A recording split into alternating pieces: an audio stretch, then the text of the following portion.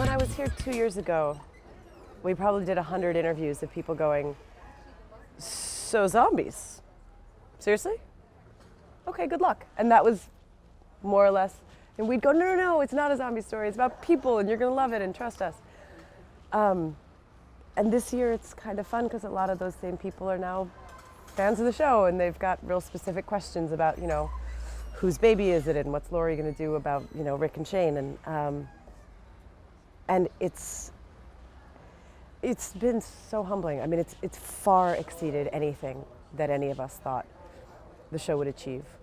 But it's exciting because it also gives us a lot of creative license to just keep pushing it, make it darker, make it more real, make it more honest, make it more dangerous. And it's also really a job that everyone involved, from lighting to sound to camera to hair, makeup, wardrobe, the actors, everybody loves working on this set. And it's an incredibly close family of people. So, as long as 133 countries keep watching it, we get to keep doing it, which is marvelous.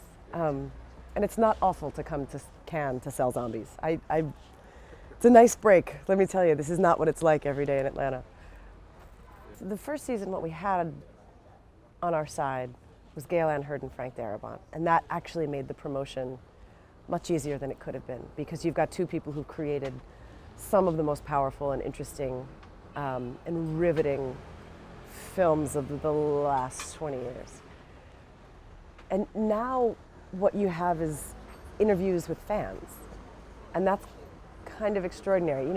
We've all promoted things that people either have never heard of and will never see, or they quite frankly aren't very good.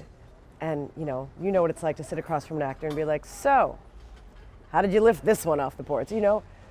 It's much more exciting to do interviews with people who genuinely respond to the material. And I guess it is every actor's dream, in the sense that this is a very unique confluence of a job I love, a story I'm passionate about, and a success.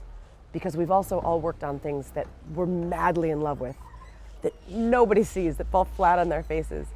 And you work just as hard. You work just as hard as you do you work just as hard on a failure as you do on a success. And if you're gonna put in the work, it's gratifying to have people to respond to it. Well, the nice thing about the 16 episodes is it does give us more time, and we need it because we've got a cast that's basically doubled. So we have the incomparable David Morrissey, the badass Danai Gurira, and a bunch of other people that I'm not allowed to tell you about. But, I'm sort of joking when I say they're trying to kill us, because actually most of us have had more time off this season than we've ever had before. I'm here, which is amazing, because last year we didn't leave Atlanta for 6 months.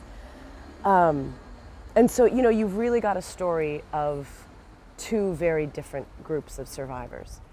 And what you get with the governor and his camp is a sense of how easily it could have been otherwise with Rick. You get a real clear sense of the costs and the benefits of his leadership, because we're presented with a leader who's made very different decisions.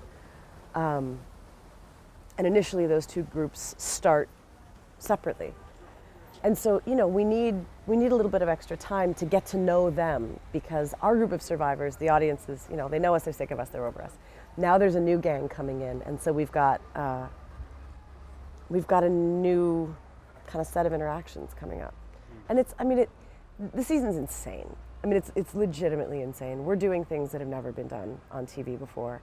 Some of them are coming right out of the comic book. Some of them are our own perverse inventions. And as always, the cast in episode 1 looks pretty different from the cast in episode 16. Well, many of us have read the comic book, at least parts of it, and so you've kind of got a sense of the broad strokes of where things are likely to head. And there are things you look forward to, and there are things that you go, oh, we're gonna have to do that, and that's gonna be amazing and powerful and painful, and it's going to kill us. Personally, I'm a huge fan of Rick and Laurie. I think those two belong together. I'm looking forward to hopefully some resolution and some peace between the two of them. They're best friends. They don't know the world without each other in it. But they are so broken, and their marriage is in such enormous trouble this season. I'd like to see them find some peace, if only with each other. I'd like to see that for them.